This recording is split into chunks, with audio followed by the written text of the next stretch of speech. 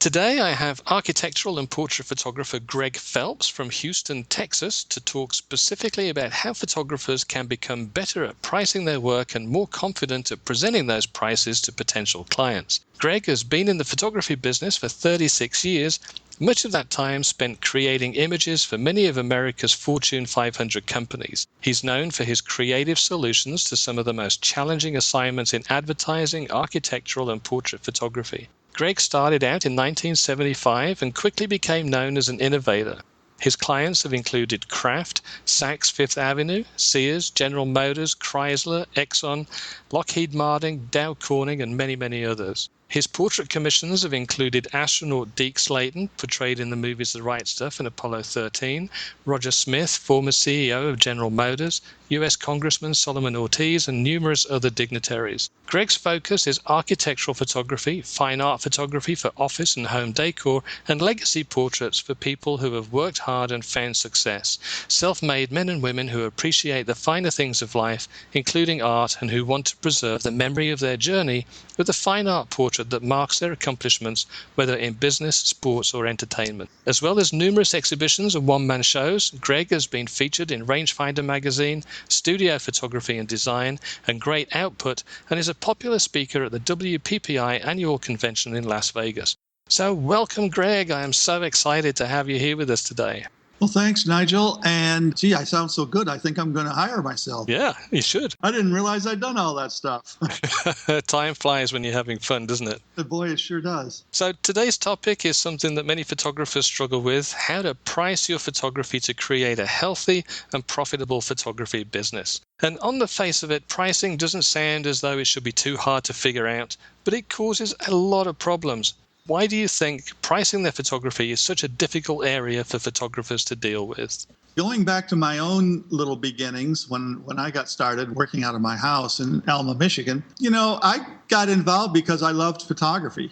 And I wasn't planning on making this a business or making a living or anything from it, because I already had a job, which was a very good job. And I think that's mainly where most photographers come from. And so when you decide to make this transition or to move into, I want to make a living doing this, it's really hard because it's not something that you have thought about. You just kind of jump in and say, okay, well, let's see. It costs me this much money to get a picture, so I'll charge, twice as much. Wow, that's 100% markup. Yeah, that's a lot of money. I think that's where I'll start. And I think that's what most photographers do. That's what I did, and that's a rough way to go. I come across that a lot when I'm talking to photographers. How did you come up with your pricing? Well, it cost me X dollars to get an 8x10, so I figured, well, I can just double that and I'll make some money. It sounds like a good plan, right? A lot of people think that. And, when I first started, I used to go to tons and tons of seminars by really the big names at that time who were, in the photography business back in the 70s and 80s. I was constantly bombarding them with these questions. Well, how much should I charge for my work? How do you know? And, I couldn't get an answer. The answer was all over the place. Well, charge what the market will bear.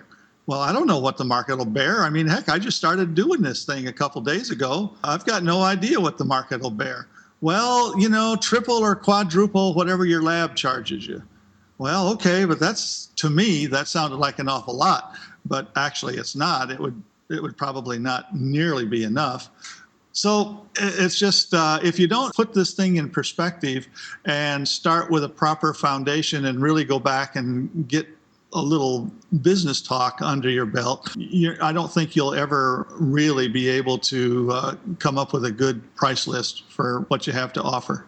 Setting the right prices creates a great environment for a healthy and profitable business. That's probably one of the big reasons for getting this right at the beginning. But these terms, healthy and profitable, are a little bit vague and abstract. So can we narrow those down a little bit so that we can give the people an idea of what those terms really mean? Yeah, in my opinion, when you talk about a healthy business, now, to me, that translates into the number of people that you have hiring you. Do you have, 100 people a month? Do you have 5 people a month? 2 people? How many people do you have hiring you? And a profitable business is when you're all said and done at the end of the year, and hopefully you've made enough money to pay yourself a salary, do you still have money left that is pure profit? And by pure profit, I mean money that you can do anything you want to with. You don't have to pay the electric bill, or you don't have to use it to pay the phone bill. It's money that if you want to spend it on movies and ice cream, have at it. It's yours. That's pure profit. And now I ought to backtrack just a second with that definition in mind to the word healthy, because your business may only do, say, 2 or 3, maybe 4 people a month or 4 projects a month. But if your fees are there so that it supports everything, then that's a healthy business. You don't need to be looking for huge numbers. But if your fees are so extraordinarily low, then you've really got to start looking at a lot of people. And that's, I don't think, really too healthy for you as a photographer. In other words, then, it sounds like the term healthy really has a lot to do with cash flow. It does. And how profitable is each project that you do? Let's say, for example, that you're asked to create an executive portrait for somebody, and they want you to go on location and do it in their office. So you say, fine. And you tell them, oh, it's going to be $400. And they go, okay, fine. So they hire you at that price. But when you consider how much time you had to put in and how much of your day and week that portrait job used up, you'll find out pretty quick that, hey, at that rate, I can't do enough portraits to be able to be profitable. I can't make enough money at $400 a go and go out there and spend all that time on location. Even if it's in studio, I don't think I could physically do enough work to be able to equal that price. So that's where you have to be looking at how much you're charging and really get an idea as to what goes into the cost, because there's a lot more cost involved than just how much the lab is going to charge you. Let's take a little step back and see if we can identify the most common mistakes that new photographers are making with respect to their pricing. Well, I think the biggest one is that they don't have a clear idea of how much money you have to earn in a year in order to support a business and to pay a salary. And without that, you're just totally dead in the water, because everything you do is it's just going to be a guess. So that's the first biggest mistake. And the second one is to not have any kind of a plan as to how people are going to hear about you and how you are actually going to convince people, hey, come on in, hire me. I'm the best person for this job. If you don't hire me, boy, you're going to be sorry later on. Of course, you're not going to use those words, but that's the message that you want to get out there. So that's the second biggest thing is the flaw in marketing. The third biggest problem I think that photographers face is not every occasion, but a lot of occasion, it's the charisma and personality of you. What are you like? How do you greet people? How do they see you? Because, people do business with people that they like. And if they don't like you within the first 5 or 10 seconds of meeting you or talking with you on the telephone, you've got an up-road battle ahead of you. So that's a really big thing right there, is showing a wonderful personality. And the photographers I have known who are the really super, super successful all have this wonderful personality that people, they can't wait to open their billfold and say, here's some money for you. And if you can't generate that feeling with people, that makes it really difficult for you.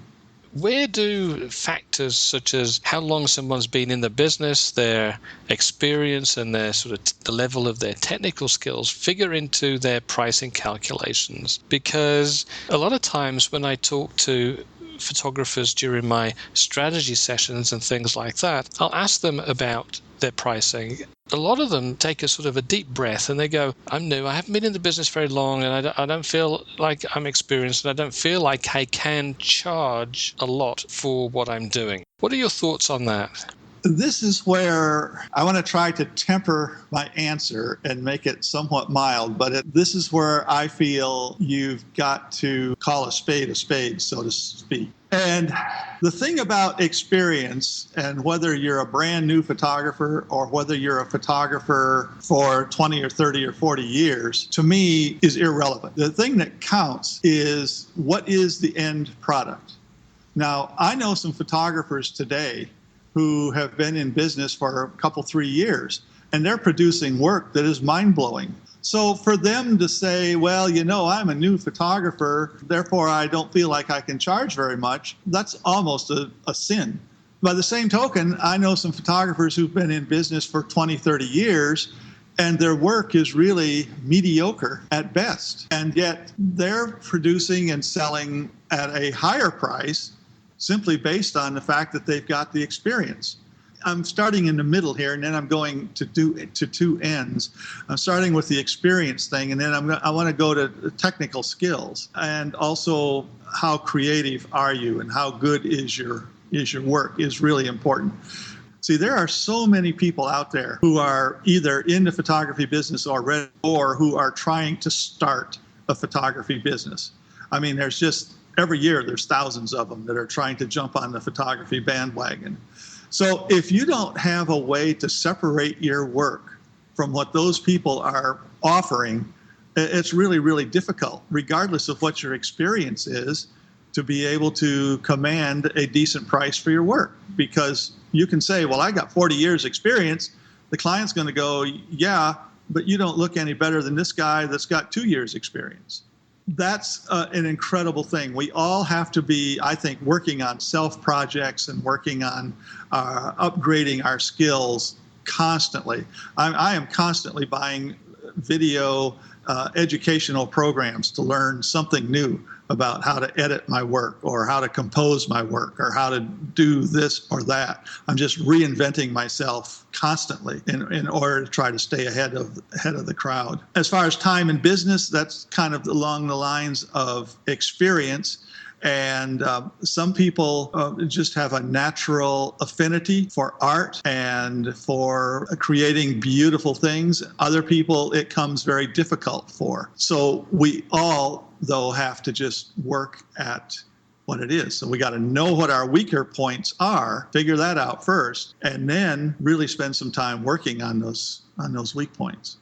You mentioned the creativity aspect in there, which is interesting because in some regards, you could almost say, well, you could take a photographer that's been in the business for 40 years and another photographer who's been in the business for, let's say, 2 years, and yet in reality, less experienced photographer may be more creatively driven than the guy who's been in it for 40 years. If that guy has done nothing to advance his skills and he's just kind of become very staid and just stagnant.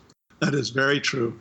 And then now to throw a monkey wrench into the whole thing and to put this whole question into perspective, I am constantly drawn back to the words of a very incredibly talented photographer in Los Angeles. He's a commercial photographer, works on major projects, and he did an interview on what's Kelby One. Scott Kelby has these video programs, and he did an interview on there talking about business. And I was almost dropped over when I heard this fellow say this, because you got to understand, he's a top tier photographer. And he goes, he says, we can talk about this all day long, but he says, in my opinion, it all boils down to price. He says, whoever's got the best price for the job is going to get the job. And I was just like, and the interviewer was kind of the same way. And he was like, yeah, but look at this work that you're doing. He says, don't make any difference. He says, I've been beaten out for $50 on a job. He says it doesn't make any difference. He says it all boils down to who's got the best price. I still don't want to quite give into that, but the guy's got a point, and he's making a living out in one of the toughest markets there is, which is Los Angeles. I see it in portrait photography too, to a degree. Now, in my particular market, when I get a call from who I consider to be a proper client, and that is a person who would have the wherewithal and a little bit of knowledge about me and who appreciates fine things, usually money is not a particular object. It's just like, yeah, okay, that's fine. And unless I'm just like completely over the top with my price, there's no discussion about it at all. But if I'm called by somebody who has always gone to Sears or to Walmart or to Olin Mills, which a lot of the people in our market do, then that's an entirely different story. I just can't be cheap enough for those kind of people. So that gets us into the subject of marketing. You got to make sure that you're going after the right crowd. Let's get into some of the nitty-gritty of the pricing stuff. What's the best place to start when trying to figure out what to charge? I mean, is there any kind of systematic way for photographers to go about this? Where you have to start is, and I'll preface this with this one comment, and that is that no matter where you are, and no matter whether you're working out of your house or whether you have a storefront, I don't care if you're in Alaska or if you're in Chile or if you're in Hawaii or if you're in Fiji, it doesn't make any difference where you are. There are going to be costs involved in running a business. And so what you have to do is you have got to create a list of what those costs are for you, for your business, starting with, number one, your salary. Now, if you're a person coming from a regular day job and you're deciding, okay, I'm going to go into photography, so how much do I need to charge? Well, part of your cost is saying, okay, how much money was I earning as a salary at my regular day job? Let's say, for example, it was $70,000 a year.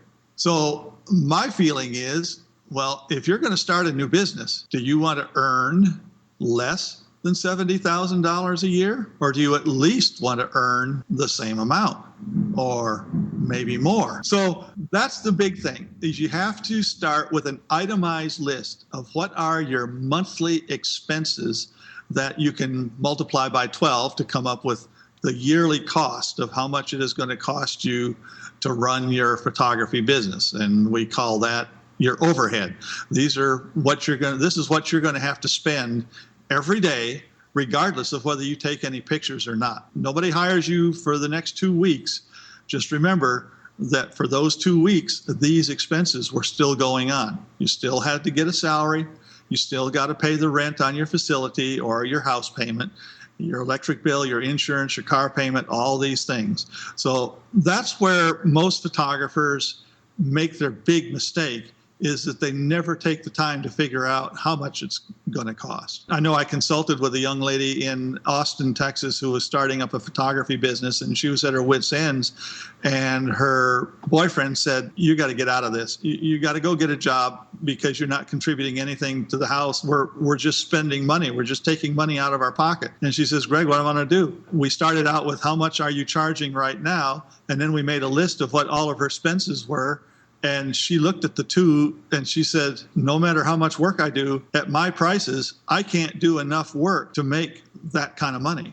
So that's where we have to start, is a itemized list of what are your monthly expenses going to be. If you're going to replace an existing salary of, you used an example of $70,000 a year, then we have to add into that things like taxes and health insurance and those benefits that we would have had with the job, right?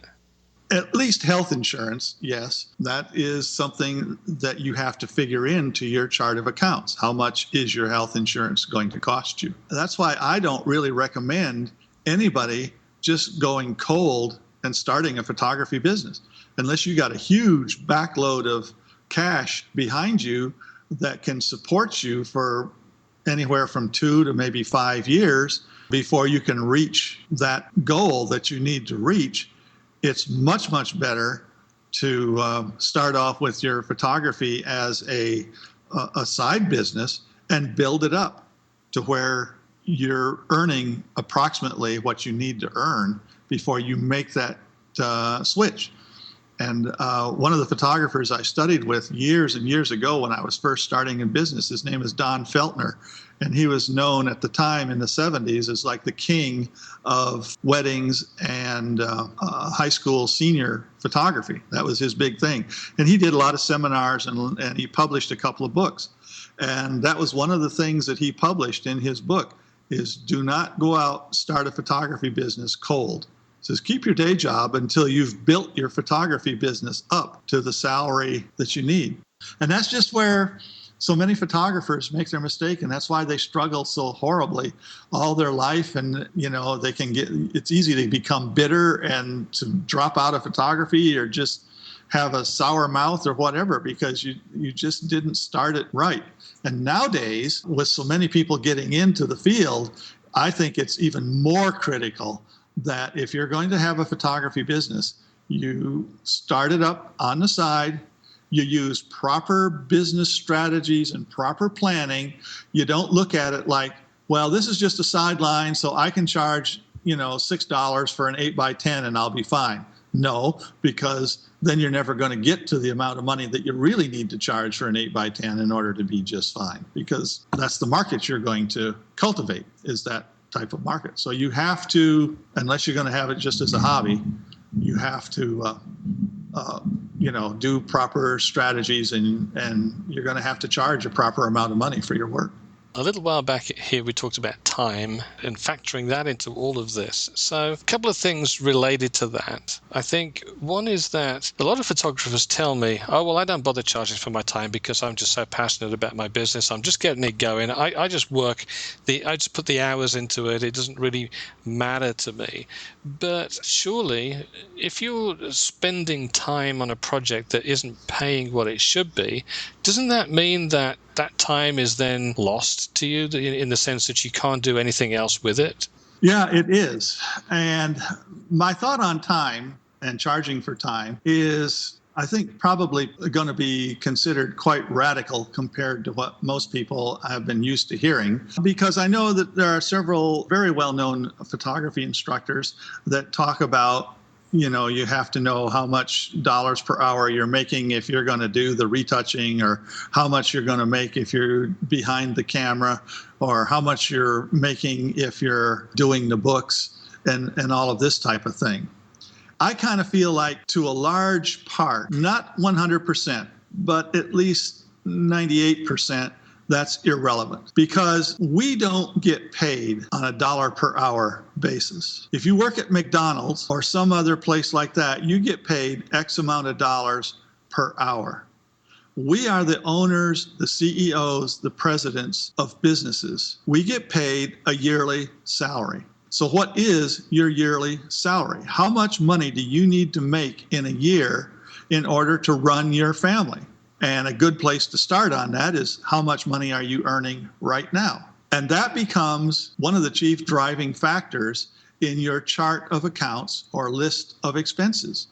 And it's going to figure in when you price your photography. All your photography has to be priced so that you can know that, okay, how much photography do I have to sell by the end of the year in order for me to have made X amount of dollars? Let's say you have to do 500 photography projects or sessions if you're a regular portrait photographer, portrait and wedding photographer. That's a pretty big number. And you have to know, okay, how much money per each one of these sessions do I have to make? Let's say that you have to make $150,000 gross sales in a year in order for you to have your salary, pay for all your studio expenses, pay for your health insurance, pay for all those kinds of things. What you have to do is, quite simply, take the 500 sessions and divide it into 150,000, and that'll tell you how much money you have to make per session.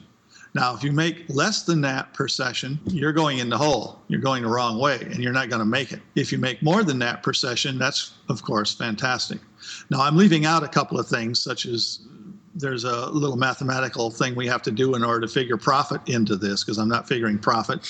And there's also another little mathematical thing that we have to do in order to figure in what we call cost of sales, or cost of goods sold. And this is your lab bill, your packaging, and your different things like this. If you send out all your work to be done by somebody else, then that's part of that. That is a simplified version that will get you somewhat close to knowing, but without those other two factors, you won't really know exactly how much you have to have. Okay, so if I understand correctly, Your methodology, if you like, of approaching this starts out by understanding how much somebody needs per year to run their business, pay themselves a salary, take care of their overheads, take care of their taxes, take care of health insurance and any other expenses that they want to include in that. And then taking that end number and then dividing that by the number of sessions or projects that they can comfortably fit into their schedule over the course of the year. And that will give them a baseline of X dollars per project. And that's what they need to aim for. So from that point onwards, then it becomes a marketing and sales exercise to make sure then that the photographer meets that target. That's it in a nutshell, with the exception that we have to do one more thing, which is we have to figure a certain percentage for what we call profit, because according to me, profit is not your salary. Profit is what you have left over after you've paid your salary and all your other expenses. So we have to add a little bit of extra money on there for profit. And then we have to also calculate in, okay, how much does it cost us to produce an 8x10 or a 30x40 or whatever it is? How much does that cost me to produce it? And that has to be factored in as well. I have a program that does go into all that in detail, but to go into it in detail right here, I think would take us a little bit. So having gone through this process, essentially it's a scientific process. It's based in mathematics, and so we can't really argue with the numbers that come out the other end. And once those numbers do come out of the other end, as far as pricing goes, what tends to happen is that photographers look at those, they look at it and go, well, that's crazy, no one's going to pay that. And they get tempted then to start second guessing themselves and starting to tinker around with the price list in some way to try to eliminate some of that fear. How can photographers overcome that temptation to start fiddling around with their pricing? Well, the first thing is, of course, to become proficient as a photographer. Now, I personally feel that you should not be out there selling yourself as a professional photographer until you can produce a piece of work that is of a professional nature. Well, how do we know as a professional nature? Well, we have all kinds of organizations that you can join, and all of these organizations are more than happy to critique your work for you. Other photographers are out there, and you can call them up, and you can get them on the internet, and you can say, hey, I'm thinking about starting a photography business. Would you mind taking a little bit of time and to look at some of my photography and tell me if you think it's good enough to sell or not? And by the way, don't be afraid when you call these folks and ask them for this to be willing to pay a fee for this, because you're encroaching on their time that they need to use for marketing, for sales, for creating images. And you're going to be taking that, and it's just not fair to take that up for free. My whole life has been made up of paying other photographers to give me a hand. And I paid for it, and it's been incredible.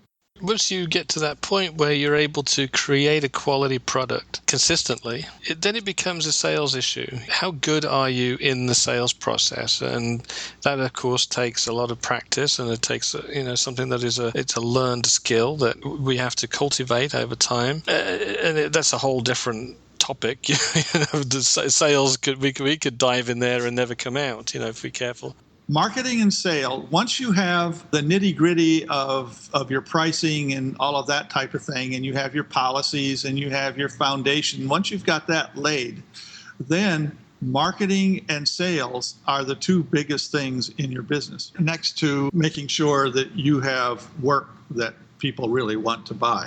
So like I said earlier, if it's mediocre work, if it looks just like everybody else, you're going to have a hard time getting even a mediocre price, because there's so many people out there doing it. Everybody is going to be looking for the cheapest that they can get. That's the human nature, at least in the United States. And so you have to have something that is kind of eye-opening. And it's like, oh, wow. And of course, when I say it's eye-opening, I'm meaning that in the context of your particular market. So, for example, if your market is high school seniors, and if that is where you specialize, and if that is what you do, then you're going to be creating an entirely different look than if your market is for mature couples, mature families in a very high income level. They're looking for something usually of a classical nature, like a piece of fine art, whereas the high school student is usually looking for something that I would consider to be a little bit more of a fad. In other words, this style is really in this year, and next year we're going to have to come up with something even new and better as another style to get that year's group. So you have to have those things in the proper context. There's another thing that crops up that can upset the apple cart when it comes to pricing, and that is discounts, that horrible swear word. What are your thoughts on offering discounts or participating in Groupon-style schemes? Well, like everybody else, I don't like them, and I don't want to do it. Have I done it? Yes. I've never done the Groupon thing, but I learned from one of my mentors. He's a fine art photographer. He does not do portraits or anything like that, and he's incredibly successful. He has absolutely a fantastic business that he runs out of his $1 million home out in Arizona. I was visiting with him about it, and I said, Alan, what do you think about this? Do you offer to do it? And he says, I do it on my website all the time. He says, I do it to get a client. He says, I don't do it to make a sale. He says, if you're doing it to make a sale, he says, I think that's the wrong approach. But he says, if you're doing it to make a client to where they're going to be purchasing from you on a regular basis at your regular fees, then he's once in a while making a special offer is fine. And he says another thing, he says, to a really, really good client, I will give them a gift that they do not know is coming. But he says, he'll send them a little note and say, I've really appreciated your business over the years. You've been so nice to my wife and I and all your purchases. I wanted to do this for you. And so he will send them a gift. Now, he has books. He's a prolific author, so he has many books on fine art landscape photography. He might give them one of those. He rarely gives out a piece of his actual artwork. He doesn't really do that. So we can take a message from that. We can purchase a gift. It may not even have to be photography related. Maybe we have a husband and a family that buys stuff from us and spends a lot of money with us. Fine. Treat them to a $200 meal at the finest restaurant in your town or something. Give them something, but make it, don't make it a free 8 by 10 because that's almost an insult. But do something really, really nice for them. As far as discounts, use it as a little bit of salt. And once in a while, maybe you want to expand your client base a little bit. So you put a limited time on it or a limited number of people. You go ahead and you go for it. But you don't do it, constantly. Once we have our price list, we've run through all these numbers, we've got everything together, we've developed a price list, we know what we need to be charging for what we're doing. Now we have to get those prices in front of potential clients. We know that many times that first question that people ask, and it's the only one that they really know to ask, is, well, how much do you charge? When's the best time to answer that question? Well, in my opinion, the best time to answer that question is after you have visited with them for a period of time, you've developed some kind of a rapport, you've found out a few things about their question. In fact, I have this sheet of questions. There's 8 questions that I have prepared for people, and I try to get them to answer as many of them as I can before I explain what my pricing is, because this will tell me how much value they put on the photography. Now, rarely can I get an answer to all 8 questions. Once in a while I can, and you have to time this with the person you're talking with, because chances are they're not going to want to sit there and play 20 questions with you, or they begin to think, well, what is this anyway? All I want to know is how much it costs. So you have to use this sparingly. But anyway, the goal is, is this something they do every day or like once a year? I have lots of people that call me up and say, hey, we can't find Sears and JCPenney and Walmart anymore. I don't know what happened to them. We used to go there every year.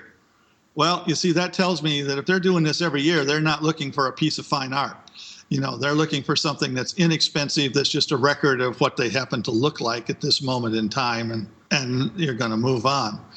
So that's one of the things that where this becomes very, very helpful to you, is to do that. So I want to develop that rapport first, and then I will ask them a question. I says, well, that brings us to the point of how much it costs. And even though they've already asked that at the beginning, I'll usually say it like that. And I say, so do you mind if I give you an idea as to how much you can plan on investing?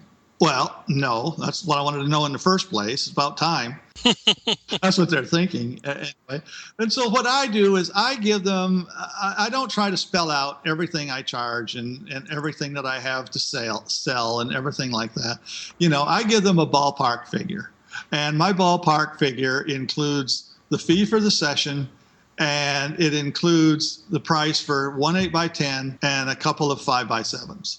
Well, actually, I give them a range. The first price in the range is what I charge for the session and say 1 8x10. Let's say, let's take a figure, say that costs $300. So I go, so you can plan on investing anywhere between $300 and $500. The $500, I get that by adding on a couple of 5x7s. And then I follow it up. Does that sound like it fits within your budget? Well, a lot of people will just flat out say, heck no. What are you talking about? That's a ridiculous amount. I mean, really, some people will literally come unglued. And I just keep it going. I just say, well, how much were you planning on investing? Well, I was thinking like $25, maybe $50 at the most. Oh, really? That's interesting. Would you mind if I ask, where have you been getting your photography done before now? So, and it just takes you on and on and on. I don't quite give up right then. I try to educate them to, well, there is a difference in photography. If you could get like the most incredible photograph in the world, would you be willing to invest, say, $500? And if they're not, then it's kind of pretty well gone, and you can just gently kind of say, well, I'm not the photographer for everybody, and I may not be the right photographer for you. It's kind of like I'm slowly taking this away, because a lot of people, when they figure out, well, they can't have this, then they really want it. That's an old sales thing. Yeah. So I'll kind of slowly start to take it away by saying something like that. And then just ease out of the call, because you're just not going to get everybody. Trick is to make sure that your advertising is hitting those who can afford you. It's not just advertising that covers everybody in your market. That's kind of a waste. And there's various ways that you can target we won't get into all that, but there are different kinds of ways that you can use to quite accurately target the group of people that you want to have call you. So earlier on, you mentioned a program that you put together. It's a course that we offer on the Zenilog site, and it's been pretty well received by all the people that have taken it so far. How can this help photographers learn more about your structured approach to pricing? Well, the program is broken into 10 modules, starting with what the real foundation, where you need to look for starting a photography business. Or if you're an existing photographer, let's say you've been in business for 20 years, you go, well, I don't need that. I've been doing this for a long period of time and I'm perfectly happy. Well, maybe when you run the numbers, you find out that you're leaving, a ton of money on the table because you're not where you should be. But anyway, we start off with the 6 most important things in running a photography business. And I approach it from 2 different ways. For the existing photographer, I give you a set of steps and things that you can use to quickly, very, very quickly, go through and analyze your current business and find out whether you're right where you need to be or whether you're not where you need to be. And then if you're a neophyte, if you're just a beginning photographer, there's also a series of steps on there that takes you through exactly how to charge for your work. And so that when you say, well, I need to have $100 for my 8x10s, you'll know that that's not just a guess. See, it's when you have to take a wild guess about your work, that's when it's easy to start fiddling with your prices and going, well, I'm charging too much. Yeah, maybe I better back off on that. When you really, really know exactly how much you have to make on each sale, and how much you have to make on each print, then that does away with a lot of the knuckle biting and gasping for air when it comes to how much you have to be charging. So I think that right there is a huge relief. And the program also comes with a tracking system that allows you to, for 20 minutes at the end of every day, type in a few numbers that took place during that day. And when you look at the end of the spreadsheet, it spits out how many sessions you have to do yet this year. So it lets you know whether you're ahead or behind, lets you know what your profits are. It just gives you all kinds of things. It's a little different than a bookkeeping program, because a bookkeeping program a lot of times is geared more for taxes and stuff. This is geared for how much money you're making, has nothing to do with taxes. This is just whether you are on target for your yearly projections. Excellent. So I'll make sure that people can get access to that class through the show notes when the podcast is published. And also those 8 questions that you mentioned earlier on, I think we'll put those in the notes too, so that people will know what to ask. I think it's nice to have, a systematic way of looking at how to create prices that is based in science and numbers, and you have a high degree of confidence, if you like, in the end result, rather than just putting a finger in the air and seeing which way the wind is blowing and coming up with stuff at random, or even worse, just looking around to see what everybody else is charging and just kind of trying to either undercut people or copy other people's prices, because you don't really know how they came up with those numbers to begin with. They could have just copied them from someone else or did them at random. They bear no relation to what you're doing, right? I could just mention when I first started and I had no idea how much to charge, there was another I lived in a very small town. It was a rural farming town in Michigan, and there was one other photographer in the town, and he was an excellent photographer. He was a very, very good photographer. And I can't believe I did this. When I look back at it now, I just kick myself. But what I did when I started is I would secretly go and try to get his price lists and try to find out how much he was charging. And then I would just cut that right down to nothing. And that's what I would add. And I can't believe a couple of times I even had the gall on a couple of postcards that I sent out to say, why go to so-and-so? He's ripping you off. Why not come to me and only have to pay this? I can't believe I actually got business doing that, but I did. And the thing about that, and this shows you the folly and the stupidity of what I did and of what other people are doing. And that is, if this fellow has already cultivated and trained the market to paying X amount of dollars, which is on his price list for your work, why in the world would you not at least want to charge what he was charging? At least you'd be making a decent amount of money for your work. I mean, he's already trained the market. He's taught them an 8x10 costs X amount of dollars. So at least charge the same amount. Don't go in there and try to undercut him. And now you're detraining the market. you're taking them down into Sears and Penny's type of photography thing. So I think about that quite often nowadays, and I think, oh my goodness, I wonder how many photographers are still doing that. Yeah, it's a very good point. I don't think many of us think like that. Springboard off from it. Use what he has done already. But we all do these kinds of things. Well, Greg, you've been very generous with your time and your expertise and your knowledge here. I'm so grateful, and on behalf of everyone that's listening to this, a big, big thank you to you for being here with me today. And I'll make sure that course is available in the show notes, and those are the 8 questions that you have as well. So I'll put those in there.